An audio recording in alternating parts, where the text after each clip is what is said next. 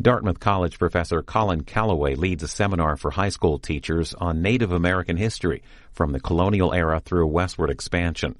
He talks about how tribes operated as separate nations, both in their interactions with each other and with European countries. This class is hosted by the Gilder Lehrman Institute of American History. It's about an hour, 15 minutes. Good morning. So, we've been talking about ways in which we can integrate Native American experiences into American history. And I've suggested that kind of little cameo appearances, Pocahontas or Indians waving rifles at Wounded Indians 1973, doesn't really help. And I think on Sunday I said if we really did this seriously and effectively, we would come up with a very different narrative of American history. Right? And that may not be attainable, and it may not even be desirable, right? Because we live in the real world, right? And school boards and textbook publishers and so on may have problems with that.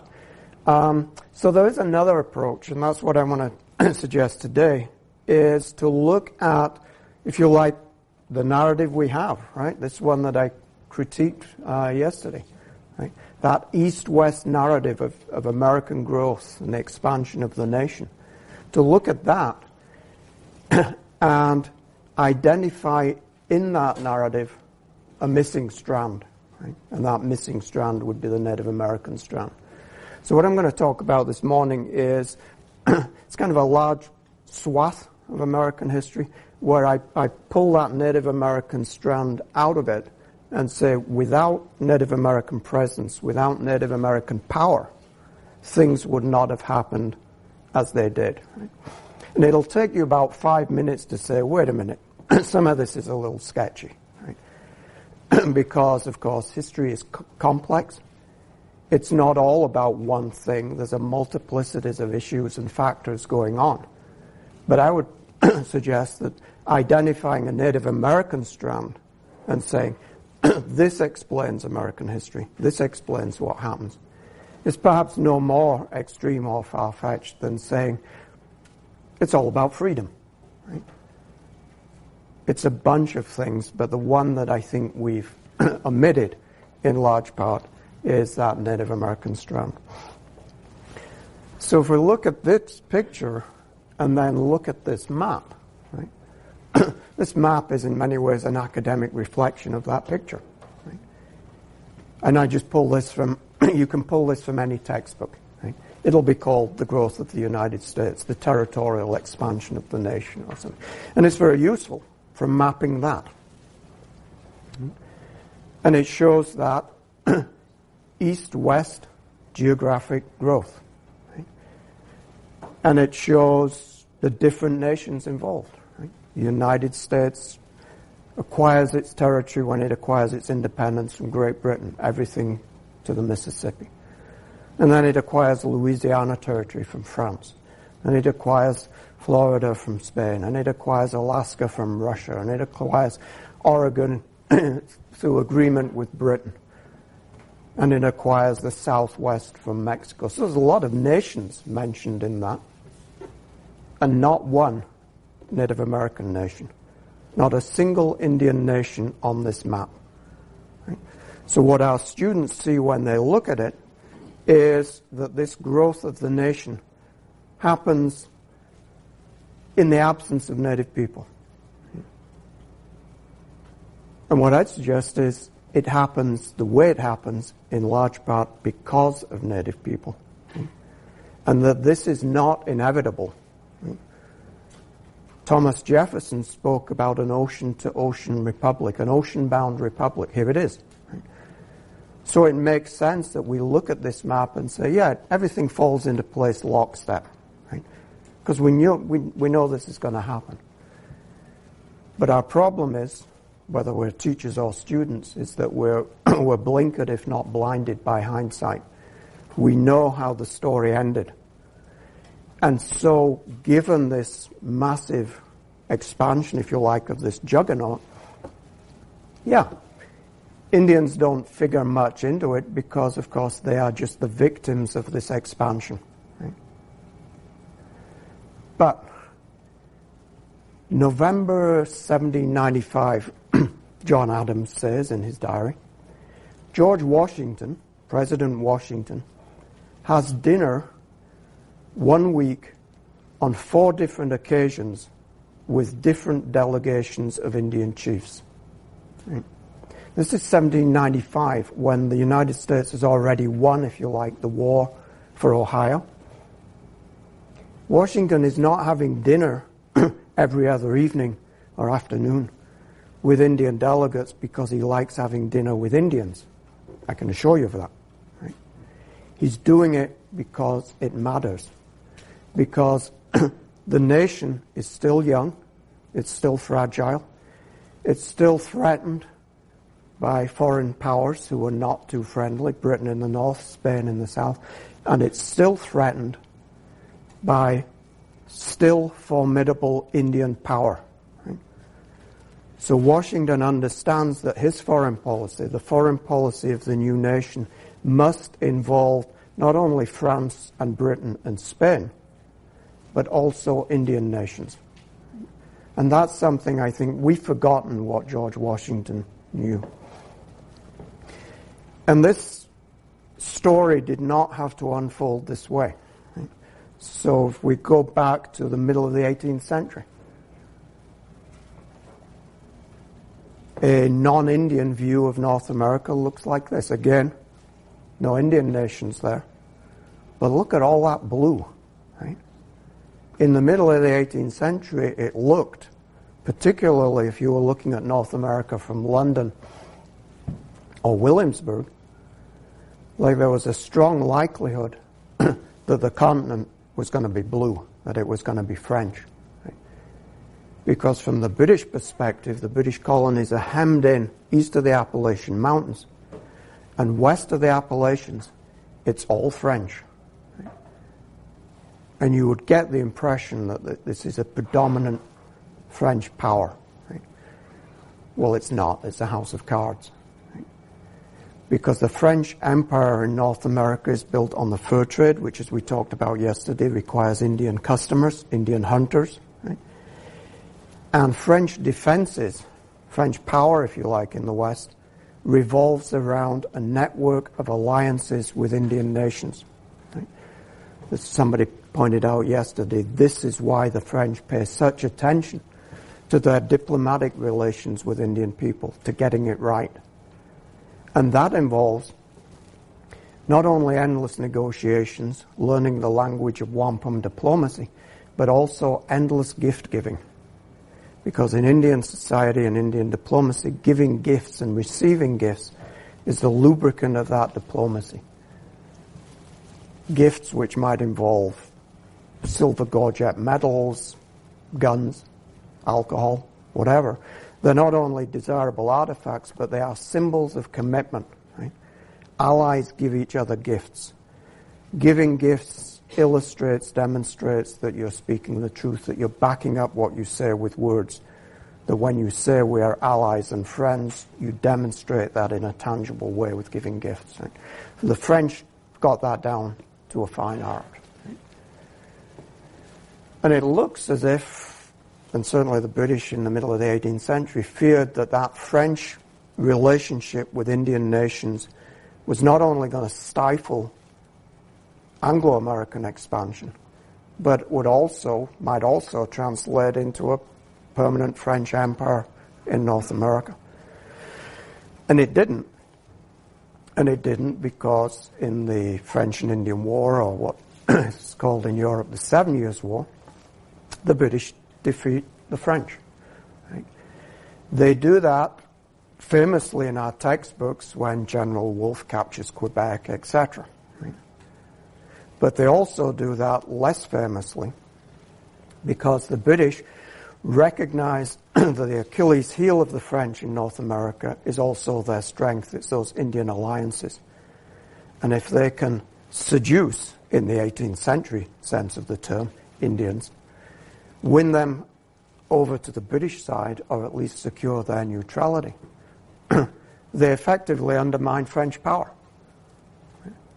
So the French fortresses in the west, they're dotted to the west, that sent chills down the spines of British ministers, are usually puny little palisades, stockades, with a garrison of a few guys. And they depend for their power and purpose not on French firepower or defenses, but on the Indian people who are living around them. Right? With their goodwill, the French have a presence and a power. Without the tolerance and allegiance of Indian people, it just evaporates. So an important part of the British victory in the 7 Years' War, particularly in the West, involves diplomatic victory, winning Indians over. Right? One way to do that is to cut off the supply of goods to the French. Right? Because without the giving of gifts, Indian diplomacy is bankrupted. Right? So when the British destroy the French Atlantic Fleet at Quiberon Bay in 1759, that has huge repercussions. First of all, it means that no more supplies, no more troops are going to make it from across the Atlantic to Canada. But it also cuts out and cuts off French supplies. Right?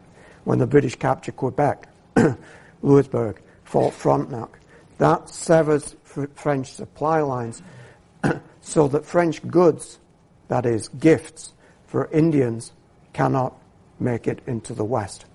Was that 1759? Yeah. Although this erosion is taking place after 1758. So that drying up, if you like, of French goods, coinciding with a reversal of the tide in the war, convinces Indian people, yeah, maybe we want to rethink our options. And either opt out of this conflict, which we've been fighting for the most part on the side of the French, or maybe throw in with the British. Now, when the British and the French talk about that and see that happening, they explain it from a British and French perspective. That is, you cannot trust Indians. They are fickle, good 18th century word, unreliable, and they are mercenary. They only turn out to fight for the highest bidder. Right? And so what are Indians doing? Well, we don't know what Indians are doing looking at this map, because there are no Indians on this map. This is a European fantasy. Right? But if we consider that blue area, or that blue and red striped area, as inhabited not just by Indians, but by multiple Indian nations, all of whom have their own foreign policies. They sit at the center of their own universe, and they're dealing with not only France and Britain, but different colonial colonies and different Indian nations as well. Right? Then that sets us up to think a little differently. What are these Indians fighting for? Right? They're not fighting for France, except insofar as French interests coincide with their own. They can maybe ally with the French, if you like, use the French as pawns in their war to limit English settlement. Their two main objects are to maintain their own independence and to maintain their own land. Right? You don't want European garrisons, you don't want European settlers on your land. You do want European traders, because they will bring the guns and other things that you require. Right? And so as situations shift, so do Native American foreign policies, so do tribal foreign policies. This would not be unusual. This is how nations operate. But we haven't always attributed that same, if you like, common sense logic to Indian people. And diplomacy is at the heart of all of this. Astute, effective, sophisticated Native American diplomats shuttling between Quebec and Albany, between Williamsburg and New Orleans, figuring out strategies whereby they and their people have the best chance of survival in what is becoming an increasingly perilous and world for Indian people. It's not an easy thing to do. Right? But those Native American actions are fundamental, right, They're not the only thing explaining the British victory, but they're an important aspect of that victory that we haven't really thought about. So that by 1763, question. Was there an 18th century version of Tecumseh who understood that if all the tribes acted based upon their own individual needs, they were in trouble? Yes, stay tuned. I didn't plant that question. So in 1763, the map of North America looks like the map on your right. The blue area is gone. Again, I've just lifted this from the textbook. The blue area is gone. France is gone. France has exited North America. It's divided its territory between Britain, east of the Mississippi, and Spain in the west. Basically, it gave its territory west of the Mississippi to Spain to keep it out of the hands of the Brits. France is gone, with the exception, if you look bottom right, of a little pink area, a little red area. That's San Domingue, what we would now call Haiti, which we in this decade we're accustomed to hearing on the news that Haiti is the poorest country in the Western Hemisphere, right? In 1763, it was the richest jewel in the French imperial crown, right? Because that was the island that produced sugar and coffee. Right? Problem was you had 30 to 40,000 French colonial population and close to 500,000 black slaves. So it's a powder keg. Right? But France is gone. Right? And then you look at the map on your left. Right? So Britain has fought this world war. Winston Churchill called it the First World War. They've been victorious everywhere around the globe. And in America, they've acquired this huge empire now, stretching to the Mississippi, which is what Brits had been fighting for a long time. Get rid of the French and their Indian allies. The area west of the Appalachians will then be open to settlement. We can move west, occupy those lands. Right? And people like George Washington, Thomas Jefferson, Benjamin Franklin, Patrick Henry, all of these guys, the colonial elites, particularly in Virginia, had heavily invested and speculated in Western lands in expectation of that glorious day.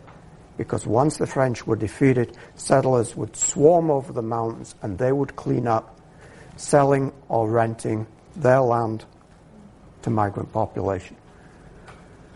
Well, but look, there's a big red line down the middle, right? Down the Appalachian Trail, just close by here. Right?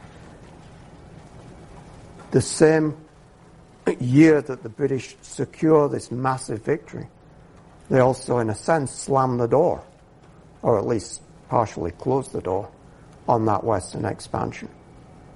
The proclamation line of 1763 is designed to check expansion and to protect Indian land.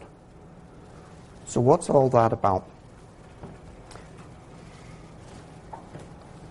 At the end of the war, the French leave and the British occupy the forts that the French previously occupied.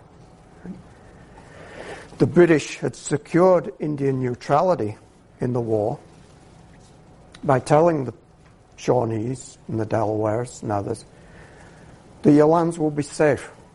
Once we kick out the French, we will be good neighbors. We're not intent in taking your land. We just want to get rid of the French who are bad people. And then there will be this new era.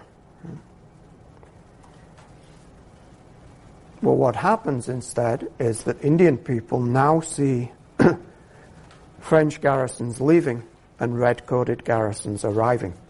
And not only that, but at Fort Duquesne, at the forks of the Ohio, which had been a major contest point during the war, the British not only occupy it, but the fort that the French have evacuated and destroyed is now replaced by a new fort, Fort Pitt, which is a much bigger, more substantial fort than anything that's been there before.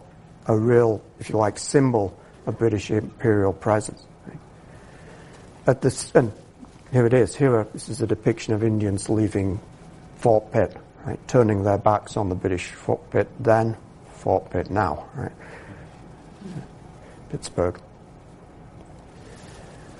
But at the same time as British garrisons are occupying Indian territory, which seems a clear breach of promise to Indian people, British policy shifts. Because Britain has fought a world war. It's bankrupt at the end of this war. It's won a huge empire, but it's broke. And what is it going to do? And it's looking to the American colonies. How will it administer that empire? Well, one way of doing that is to cut down on the amount of money that you spend on these Indian policies, on Indian diplomacy. In order to win Indians from the French, you had to invest huge amounts of money in gifts to Indians, right?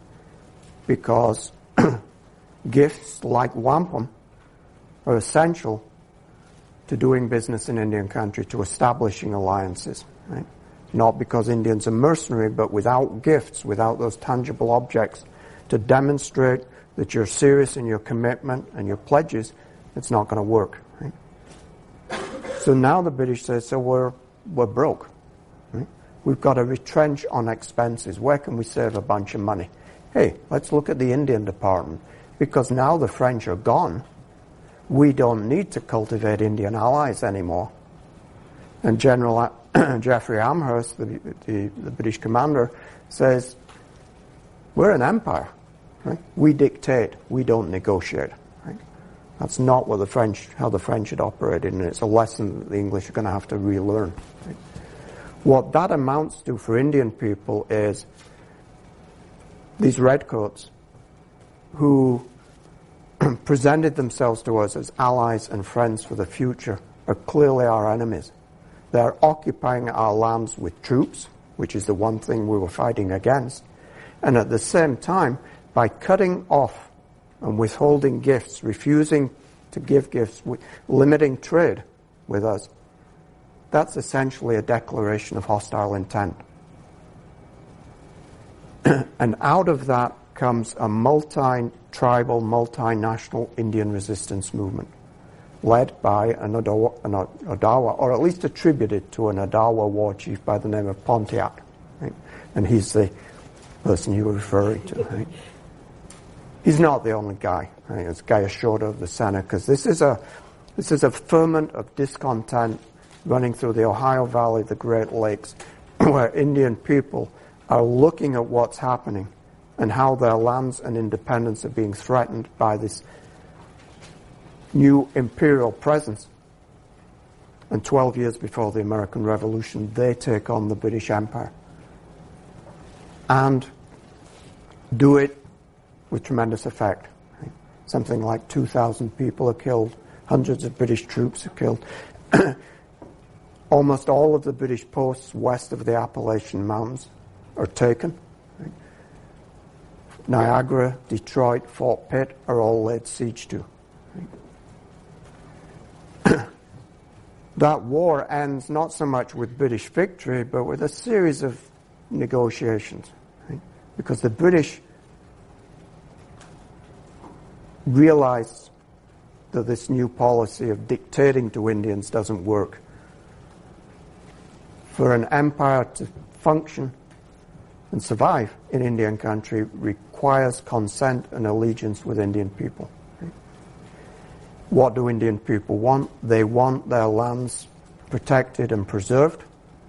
And so even before Pontiac's War, as it's called, happens, the British are saying we've got to do something about this. We've got to do something to check the flood of settlement going onto Indian land. Because as long as that's unchecked, we're going to have constant conflict and expensive wars which we can't afford. So, Pontiac's War sends reverberations all the way back to London. Produces several key decisions. One is we need to keep an army, a military presence in North America. We need to keep an army of, whatever it is, 10,000 troops. That's expensive. Right? How are we going to pay for that at a time when British taxpayers have been taxed to the hilt after funding this long, expensive war? Well, here's an idea. Since this war was fought and this garrison is being maintained to protect our North American citizens, let's ask them to help foot the bill. Let's have taxation, even though we may not have representation. Right? So we all know where that went. One of the smarter ideas coming out of war. Wow, right? But the other thing they do, we perhaps don't pay so much attention to, is this proclamation line. In October 1763, the British government issues, King George III signs this proclamation. It's called the Royal Proclamation. And basically what it says, we've got to keep maverick traders out of Indian country, people who are going to cheat Indians and cause all kinds of problems. We've got to limit that. So you can only trade in Indian country with a license from colonial governors. More importantly, we're going to check expansion. We're not going to halt expansion. This line, imaginary line that we run down the Appalachian Mountains, will be moved. But what will happen is that it will happen in an orderly process determined by the central government in London. Right? Now, all this that I'm talking about will sound very familiar in about an hour when I'm talking about United States Indian policy. Right? You say, wait a minute, déjà vu, didn't we just do this? Yes, we did. Similar kind of things. Right? Because the thinking is that the problems on the frontier stem from the people on the frontier. Right? People stealing Indian land, murdering Indian people, causing conflict, that's going to generate endless bloodshed. If you have the central government, whether it's in Philadelphia or London, determining when this expansion will happen, it can be done in a more systematic way with fair treatment of Indian people. So, 1763 says people can't just go west, they can go north and south. Because one of the things the Brits are trying to do is populate colonies up in Nova Scotia and in the south. But Indian land west of the Appalachians, west of this line, can only be ceded to the government, and it can only be done in open treaty between the duly authorized, if you like, representatives of the Indian tribes and the official agents of the crowns. So you can't have every Tom, Dick and Harry pulling off a land deal in Indian country. Now this has huge effects. It doesn't have much effect on squatters, right? Scotch-Irish immigrants on the frontiers of Pennsylvania say, hell with that. Because they're Scotch-Irish, right? It's my people. They go across the line and they settle. And sometimes they get kicked out by the Brits, by the British Army. But the British Army doesn't have the resources, the willpower, the money to keep doing that. The people this proclamation really affects are those people I mentioned earlier. George Washington, Benjamin Franklin.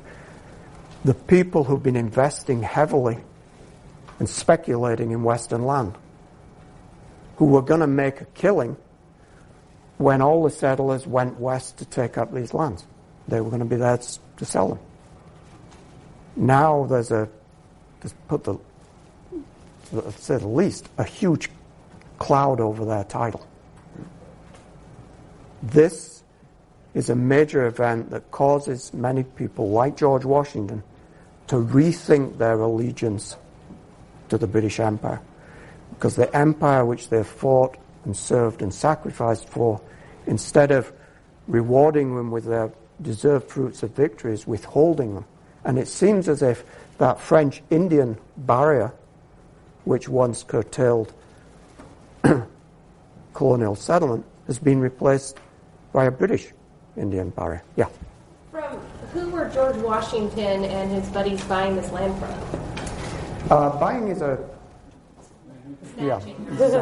Because what you do is, if you're a colonial government like colonial government of Virginia, the king has given you a huge land grant, and I'm simplifying very hugely here. King has given you a huge grant of land, and so the colonial government, or the governor, can then distribute that land, right? And so what you have happening, say, in Virginia is that the Virginia colonial government, the House of Burgesses, which is made up of elite families, members of the elite families of Virginia, is making land grants to people who are members of the elite families of Virginia, right? And so you get these claims, is really what they are, to lands out west, right? But people like Washington devote a tremendous amount of effort and money into getting those lands surveyed, and because once you've got them surveyed, then you've got those registered, and you've got a claim to them. Yeah. But what happens is, if this line holds for, say, 10 years, and then the British government says, okay, we'll move the line west, and George Washington moves, and this actually happens in Washington's life. He goes west to look at his properties, and there are people living on his property, on what he thinks is his property. And he says, wait a minute, I'm George Washington. I just won the revolution. You're on my land. And these are, again, Scotch-Irish settlers who say, wait a minute, we were here, we cleared the land, we risked our lives fighting the Indians. It's our land, go to hell. Right? And Washington takes them to court. Right? So you get the situation where the most important man in the nation, right, the hero of the revolution, is involved in this court claim with these poor settlers. Right? So it's all very complicated, but what it seems like to many people is that what we assumed, that we had a mutual interest, that we were subjects of the British Empire and happy to sacrifice that, that's no longer the case. Right? So in a lot of ways, when you think of Pontiac's War, taxation, presence of the British Army, and this proclamation line, it's then a kind of straight shot to the Revolution. And 20 years later, 1763, Peace of Paris, 1783, different Peace of Paris, and then Britain transfers to the United States, not only recognizes the independence of the 13 colonies, but also transfers to those colonies everything south of the Great Lakes, north of Florida, and east of the Mississippi. Right? Which means that the new United States, having turned its back on one empire, can now turn west and build another empire. Right? But again, this is land inhabited by other people.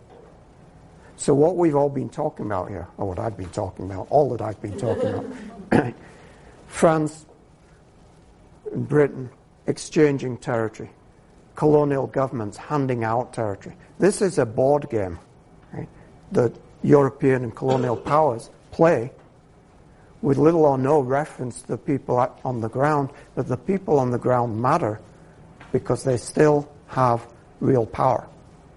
And so after the break, we're going to be talking about how the United States tries to translate that, if you like, paper claim to this territory, which it's been handed by Great Britain, and make that a reality so that you can take tribal homelands and translate them into American real estate.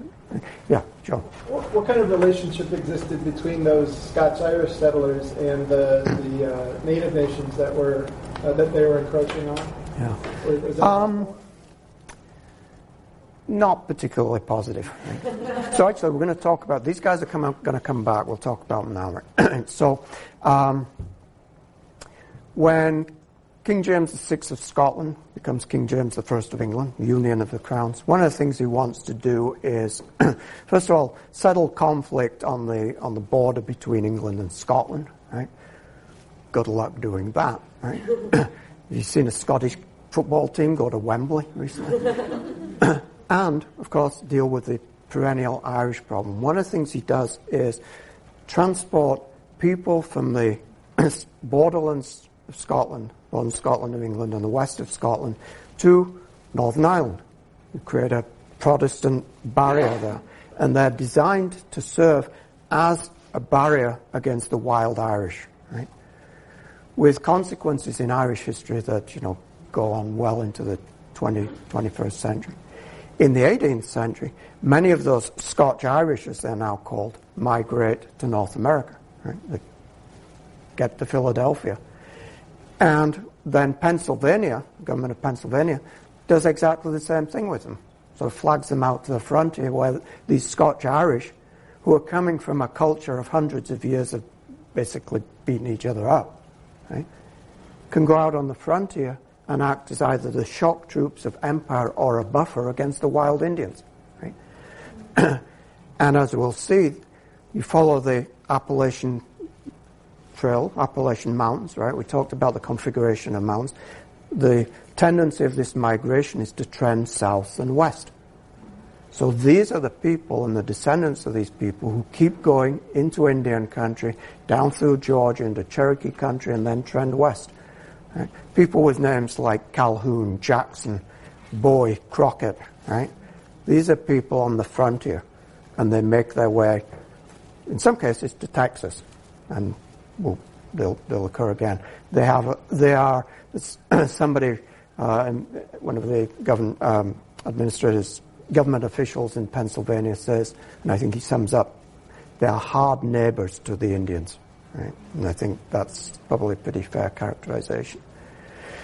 But that empire building of the United States doesn't stop at the Mississippi, of course, because in 1803, Thomas Jefferson acquires Louisiana Territory, right?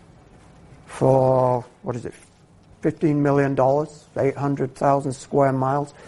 The nation doubles size overnight. Right? It's a huge step in the growth of the nation. And it's one that, obviously, Thomas Jefferson gets huge credit for. But it's not as natural or logical or inevitable as it looks. Because that Louisiana Territory, of course, had been in 1763, had been handed to Spain. But in the meantime, what's happened, right? Well, the revolution has happened. The American Revolution has happened, in large part, I would argue, because of what Indians have done. Right? In the American Revolution, the French come in on the side of the Americans as an opportunity to settle old scores with the Brits. Right? And you have French officers, French troops in America fighting alongside the Americans, right? Who then go home. Right? And they go home, in some cases, carrying the ideals of revolution. Right? All men are created equal. How is that going to play in a country with an absolute monarchy? Right? And the French Revolution obviously is a product of a complex interplay of factors, right? But ideology, thinking, right? Just a simple notion plays into that, right? Napoleon, in a sense, subverts that revolution, right? And begins to create an empire in North America. And in 1800, he pressures Spain into handing Louisiana Territory back to France. Because in part of his vision of this new world order that he's going to create is a rebuilding, a restoration of the French Empire in North America. Right? But the ideals or ideas of the French Revolution are no more easily contained than those of the American Revolution. And one of the places where the ideas of liberty, equality, and fraternity go is Santo Domingo, Haiti, where there's a massive slave revolt led by a guy by the name of Toussaint Louverture, which is not only a massive slave revolt, but it's a massively successful slave revolt. It's apparently the biggest slave revolt since Spartacus, and it's the only time where a slave society is able to rise up, throw off the shackles of slavery, and establish its own independent republic. Right? This is going on in the Atlantic in the same era as the American Revolution. Right? How often do our books talk about that? right? So if Napoleon is going to have a realistic opportunity to rebuild his French Empire in America and in the West, he's got to get control of what is now Haiti. So he sends troops to Haiti. And Napoleon's French troops in the Caribbean do what British troops in the Caribbean did in the 7 Years' War. They die. I wanted this to be a picture of Aedes aegypti, which is the mosquito that carries yellow fever and all kinds of other diseases, including the Zika virus. I think it actually might be an Asian tiger mosquito, so bear with me, right? But there's always one, right? So you go into, like Barnes and Noble, and you go to the American history section, right? And we're all obsessed with biographies of the founding fathers, right?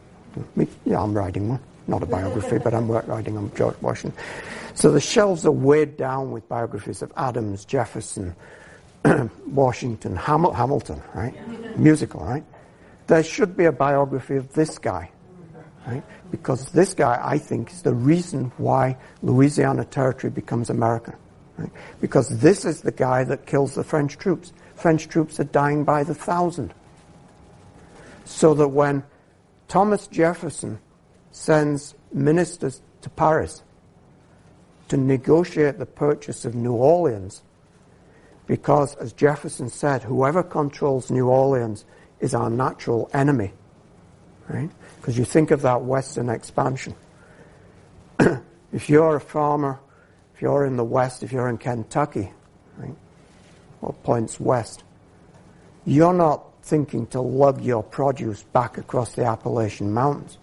You're looking to float it down the Ohio, down the Mississippi to New Orleans, right? If Spain holds that, if France holds that, you've got a problem, right? So Jefferson's ministers go looking to buy New Orleans. And they arrive in Paris, and the French ministers say to us, have we got a deal for you, right?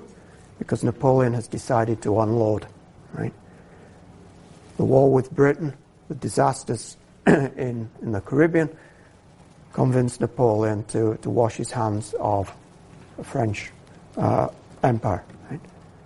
This is not Jefferson's vision. This is not, well, maybe it is divinely ordained. Maybe that's what explains it all. Right? But maybe it's chance, right? Which we don't like necessarily think about. So look at this. So yes, this isn't, my daughter did this, yeah. But you could construct something like this, right? And this is my notion of how Indian gifts, the whole question of Indian gifts, affects American history. So the British failure and refusal to give gifts to Indians in 1763 produces an explosion. Pontiac's revolt around Detroit. All hell breaks loose.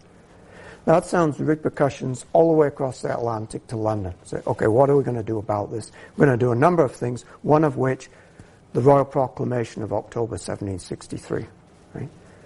That sends repercussions all through the colonies, among the people, if you like, who matter. Right? Colonial elites now think, maybe we'd be better off on our own. Right? 1776, Declaration of Independence, Philadelphia. Right? The American Revolution sends reverberations all through the Atlantic world, including to France. Right? The French Revolution sends reverberations through the Atlantic world, including to Haiti. Right? The slave revolt in Haiti scuppers Napoleon's plans to rebuild an empire in North America. He sells Louisiana Territory to Thomas Jefferson. Thomas Jefferson sends Lewis and Clark up the Missouri River to see what he bought. He'd been planning that even before it happened. And Lewis and Clark, heading up the Missouri River, are doing just fine in their relations with Indian people until, as we'll see when we look at this in more detail, they meet the Sioux. And the Sioux on the Missouri River say, Okay, more white people coming up the Missouri River. We've had French traders and Spanish traders coming out of New Orleans and St. Louis, heading up to the Mandan villages. You pay a toll. This is our river. You recognize our sovereignty by giving us gifts. Right? You got a boatload of stuff. Give us some of it. Right? French traders and Spanish traders had no problem doing that. It was just part of the cost of doing business in Indian country. Lewis and Clark are there for a different purpose. They are there to declare United States sovereignty in this new territory that they've acquired. Right? It would be counterproductive, in a sense, to try and establish American sovereignty by giving the gifts that recognize the sovereignty of the Sioux people on the river. Right? And the whole thing almost falls apart at that point. Right? Fortunately, it doesn't.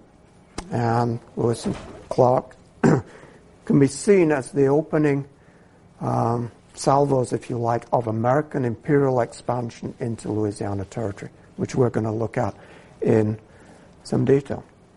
But what they are moving in to, contrary to those maps that we looked at, is not an empty space. It is a space inhabited by Indian peoples, Indian nations, and contrary to what those maps might suggest, there's been an awful lot of stuff going on there in the previous 100 or 50 years. Right? Primarily because of the influx into that area of horses out of the Spanish Southwest, which not only transformed the way of life of Plains Indians, but also transformed the plains into a contested area, because that equation, I think, of horses and buffalo and grass, right, is one of tremendous power for creating unprecedented prosperity. Right? This is a new way of life that beckons people onto the plains, so that the plains becomes not only a place where people have lived for thousands of years, but also a place where other people move into to take advantage of the new opportunities being presented there. Right? Go west, young man, 18th century style. Right? What American pioneers doing in the 19th century, Cheyenne and other Indian people do in the 18th century. They give up farming to move on to the plains and become equestrian buffalo hunters, because that's where the power and the prosperity lies. Right? But you have to fight for it, because other Indian people are doing the same thing. They're hunting more extensively. They're fighting more effectively because they have horses and they're also having guns. And so this becomes a kind of a cauldron of conflict. But this increase of communication and contact and movement on the plains also opens up these societies to devastation. Right? So lots of our books talk about the American Revolution. All of our books talk about the American Revolution. Right? Washington and the Brits killing each other by the hundred. Right? Very few of them talk about what was happening west of the Mississippi at the time the American Revolution was going on. Right? Where we're talking about death tolls not in the hundreds, but in the thousands. In September 1779, smallpox breaks out in Mexico City. Kills 18,000 people by Christmas. Goes everywhere. Goes south, goes Yucatan, Baja California. Makes its way eventually to Santa Fe and San Antonio, which is a long way north of the Camino Real. But when it reaches those places, and it kills 5,000 people in New Mexico because the Spanish missionaries keep count of the death toll. When it reaches Santa Fe and San Antonio, it's reached places which are already established as trade centers where Indian people from across the plains come to get horses. They come to buy them or liberate them. And so what happens is that this smallpox epidemic begins to spread across Western North America following the same trails of communication and trade by which horses have traveled. Right? It's almost as if the horses opened up these arteries by which this killer epidemic now spreads all across North America. Right? So the Shoshones, when Lewis and Clark meet the Shoshones, they see the Shoshones have got horses with Spanish brands and Spanish bridles. They say, where'd you get those? So we got them from the south, we got them from the Spaniards. They're 12 days ride away. Right? As I understand it, smallpox takes 14 days for the symptoms to appear. So if you're Shoshone, you can be down stealing horses, trading horses from the Spaniards, be infected with smallpox, you can be home sleeping with your wife, kissing your babies before the smallpox erupts. Right? It goes pretty much everywhere. Right? Blackfeet get it from Shoshones, it goes across the northern plains, it goes to the Mandan Hidatsa village, which are a central trade network. In the winter of 1783-84, Hudson Bay Company traders on the shores of Hudson Bay, who are used to Indian people coming in and bringing their pelts, nobody comes. So they go out into Indian villages and people are dead. And they talk about going into the lodges and gathering the beaver pelts themselves because their customers and their hunters are all dead. That's the same epidemic that broke out in Mexico City 4 years earlier. Who knows how many people died? Conservatively, maybe half the population of the West. Right? What are the implications of that for American expansion in that area? Right?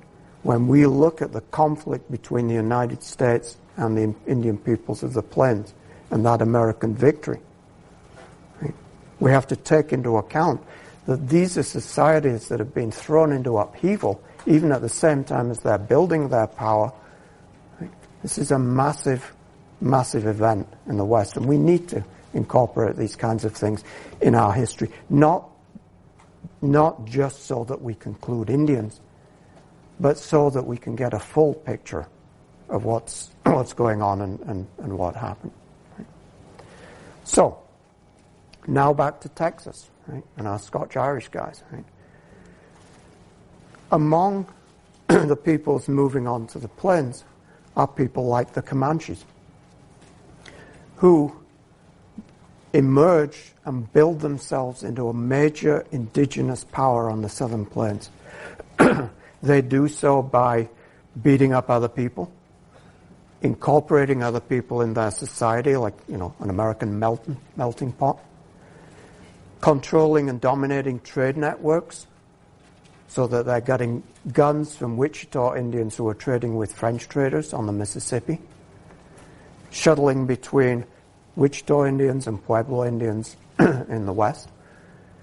They build an economy based on buffalo hunting for sure, but also on herding, pastoralism, and also on raiding the South, raiding Spanish settlements, and then later raiding Mexican settlements.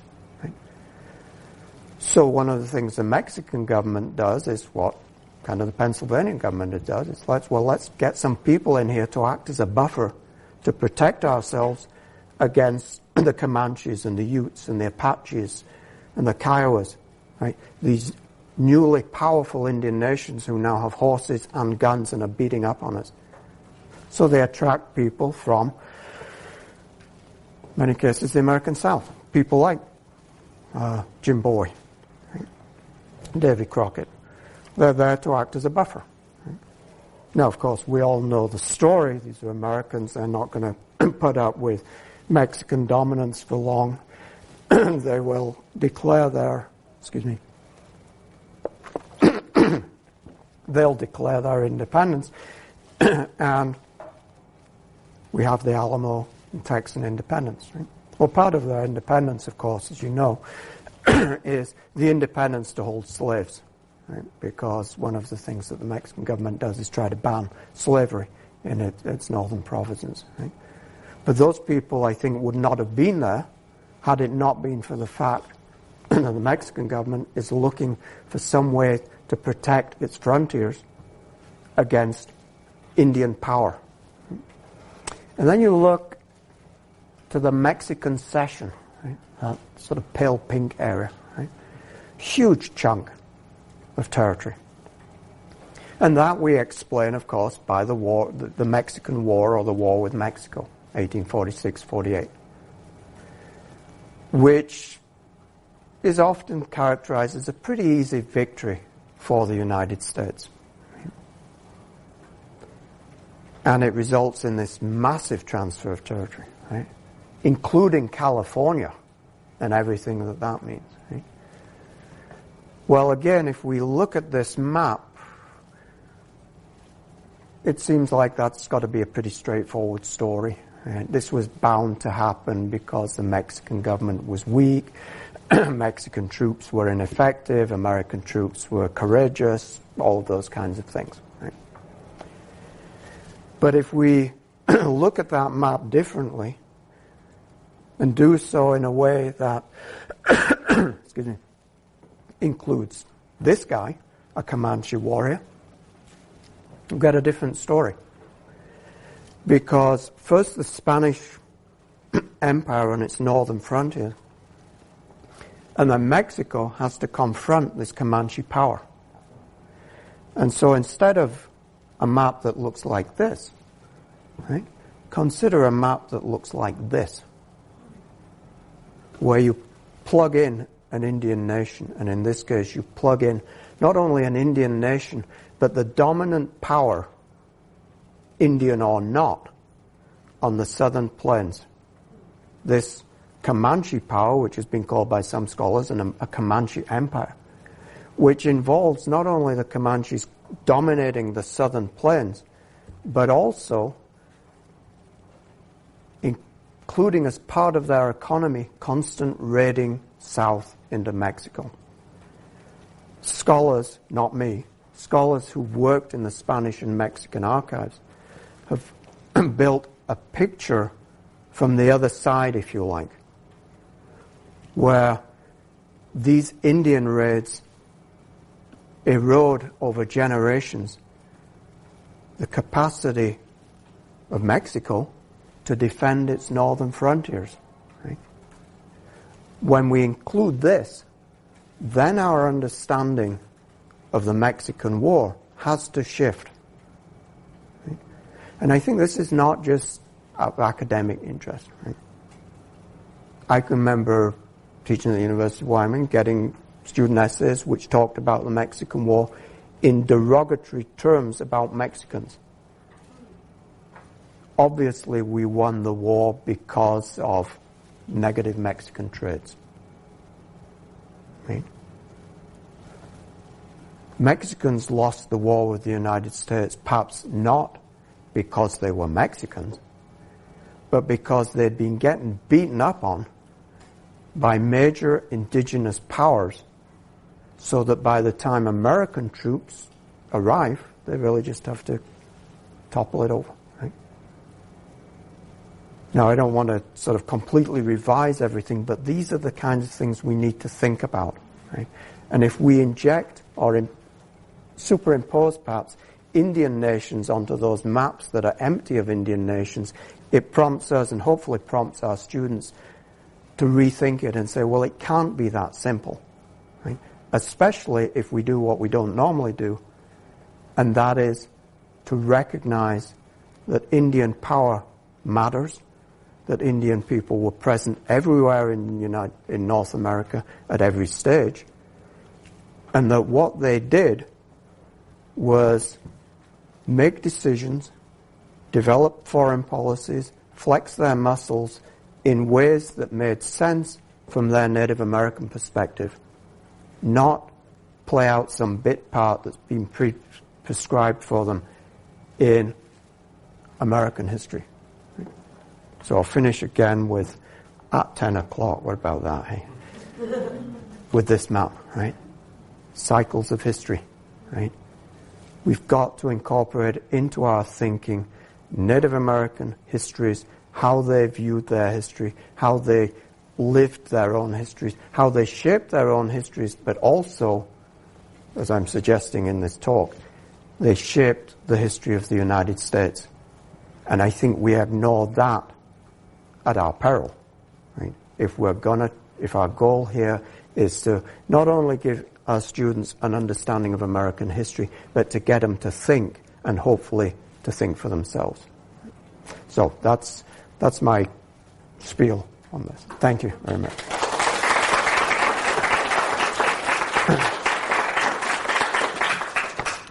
And I'm not sure if we have time to take questions, but I'll take questions. Right?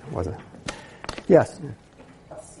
As a teacher, it would be so easy to take, like the map you showed us yesterday, of all the Indian lands west of the Mississippi, and superimpose them over the territories and everything the kids have ingrained in their heads. Why do you think that hasn't been done? I'm just flabbergasted. I'm thinking right now how I can do that in a class. Take this, and have the kids actually create a map.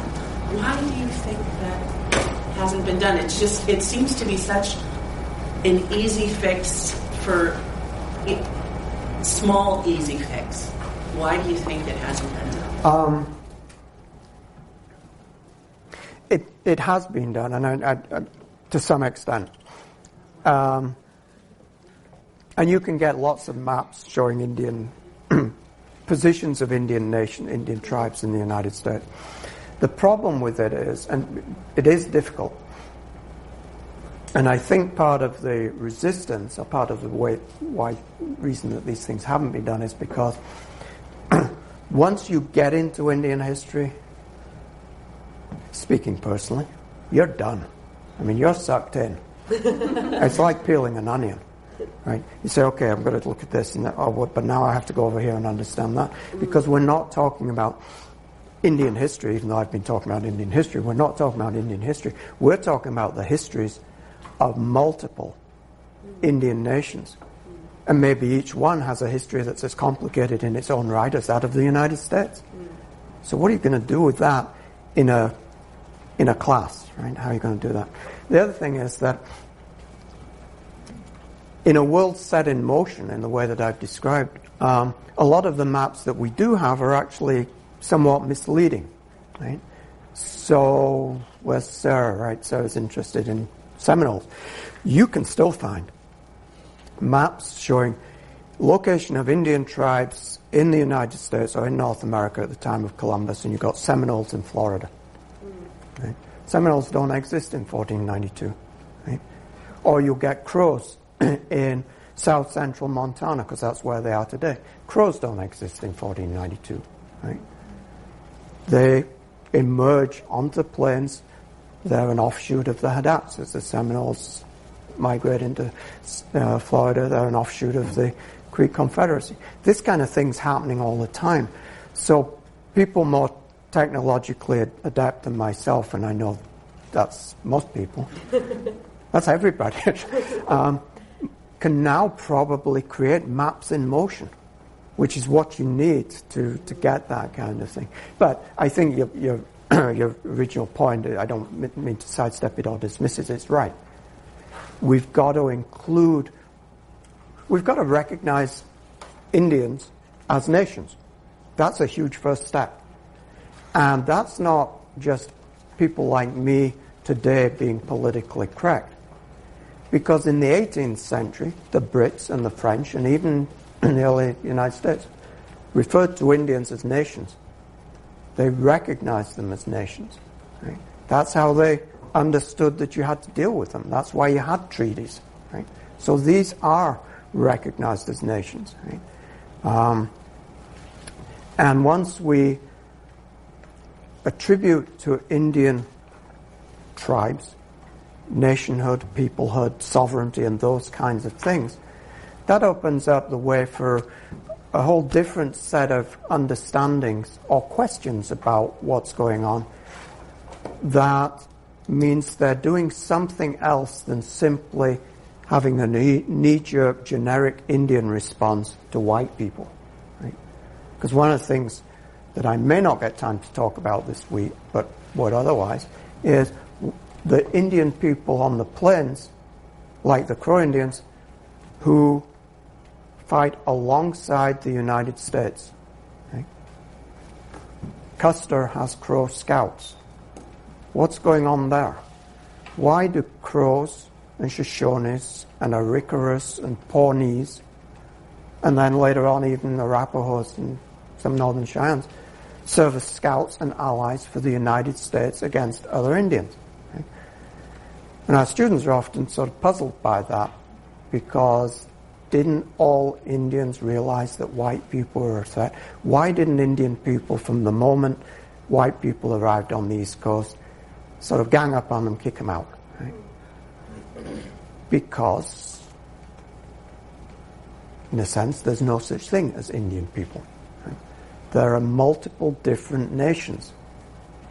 Going back to that spooky kind of diagram that I have, who very often are more concerned with the neighboring Indian nations than they are with which king thousands of miles away thinks that their land is his land.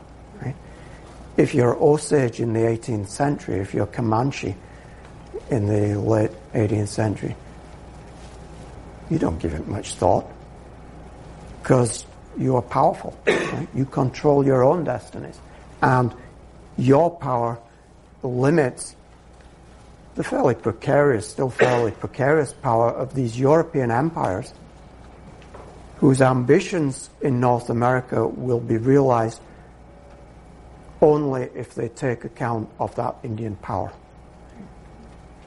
And everybody realizes that in the 18th century, but I think we have to work to get back to that understanding in the 21st century. And the exercise is not to turn it all on its head and say, okay, white guy's bad, Indian's good, that, you know, the way we've understood American history is all wrong. I think the purpose here is say, okay, if this is how American history unfolded, we get a better understanding of that if we identify and follow that Indian strand, or those multiple Indian strands through that story. I don't know whose question that was or what it, sorry. What role did the Comanches play in that Mexican-American War? Did they just defend the border? Did they take a side? No, they're doing their own thing.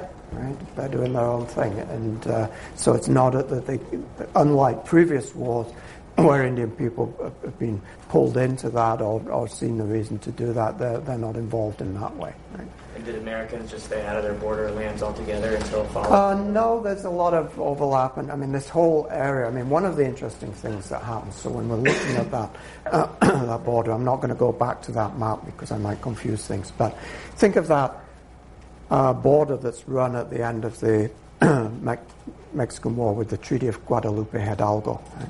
There's an incident where the American surveyors are running the new international border, right? And they're going across Apache country, and a bunch of Apaches turn up. Right? They're sitting on their horses watching them. They've got all this surveying equipment, and they say, "Oh, what are you doing?" And the surveyor, this is I think a Josiah Bartlett surveyor, they say, "Oh well, we're mapping the new border. It's an imaginary line, but it's a new international border. On this side of the line is the United States territory. On this side of the line is Mexico." And the Apache say, where's Apache country? Right? Which, by the way, we're all sitting on. Right? And the American surveyors don't have an answer. Right? 2 weeks later, they don't have any horses. Right? Because the Apaches realize what's going on. These are not friends. Right? So the whole what's going on here, of course, is this intrusion of American power, American claims to territory and other things into an Indian world. And that, of course, is going to be, I suppose, the story of the second half of the 19th century, how to assert that dominance, and what happens to that Indian power. Right? So the Comanches are a huge power, but there's an incident in 1786, right? This is just after the smallpox epidemic, where Spaniards are trying to make peace with the Comanches. Right? And one of the reasons that the Comanches give for making peace is they say, we've recently lost 2/3 of our people. Right? That would have been to the smallpox epidemic. Right? Now that doesn't mean that 2/3 of all Comanches died. It may have just been that particular band. Right? Right? But this is a tumultuous world. Right? Eliot West, who's a historian that I admire greatly, has written a number of great books on the West. He says somewhere, talking about this whole pioneer experience in the West and settlers moving west, the 19th century West was not a particularly dangerous place to live, unless you're an Indian, right? Because if you're an Indian person, the worlds that you've built, right, and these new worlds that you've built with horses and guns and everything else, are falling apart even as you're developing these things. So it's a hugely tumultuous story. Maybe make this the last question so we can have a break for once. Right? Yeah. I'm really interested in the account you've given of the British decision to no longer sustain their relation, like their diplomatic relations with the Indians, or at least to the same degree that they did during the French and Indian War. And I'm really fascinated by this choice, and I wonder what your take on it is. Like you mentioned that at the time they saw themselves as an empire that didn't need to negotiate, but only needed to command other nations. Do you think can it all be put up to the hubris of this British Empire? Do you think it was a miscalculation in other respects, or was there something really dismissive towards these Indian nations, which they had just had relations with? Yeah. 3 weeks ago, I wouldn't have given this answer, but now, being British, I can give you this answer. It's because British people are dumb.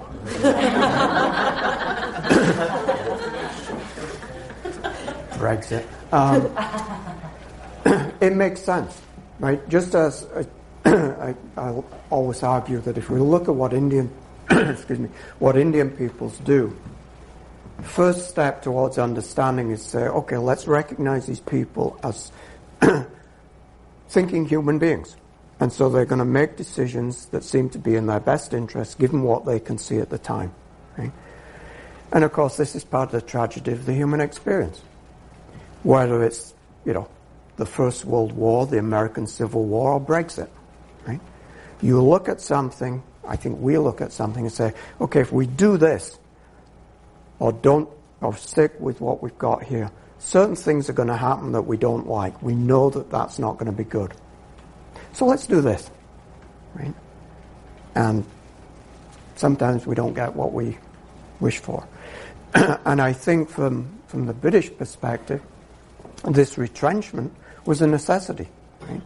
And that was an obvious place to go, because they'd understood their relationships with India in relation to their conflict with the French. The French are now out of the picture. How big a deal can this be? And so I think for many people, it's maybe perhaps a no-brainer. I think for Jeffrey Amherst, who has very negative, vicious attitudes towards Indians, it's something else. This is Jeffrey Amherst of Amherst, Massachusetts, right? The person that some people, accused of using germ warfare against Indian people at Fort Pitt, right? He actually didn't. He just advocated it. They were already doing it, right? So there's that kind of thinking that plays into it. But, for instance, Sir William Johnson, who is the British Superintendent of Indian Affairs in the North, who knows Indians, right? He lives with Indians. He understands that this is he's warning again, don't do this, right? You don't know what you're doing. You don't know where this is going to lead.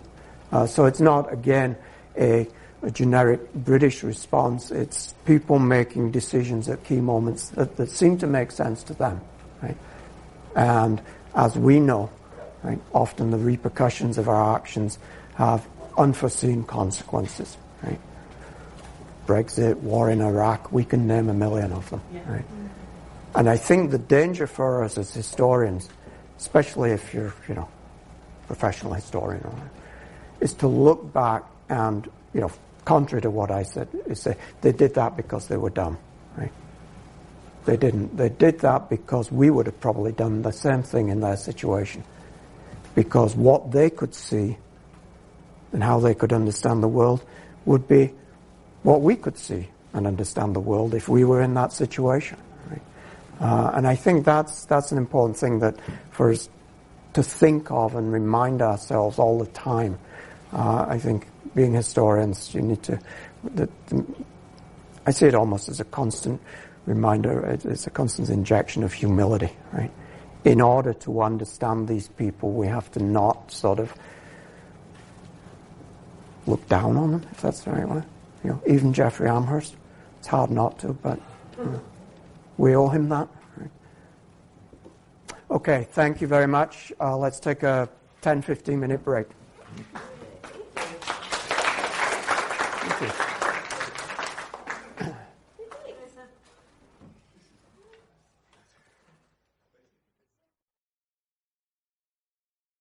American history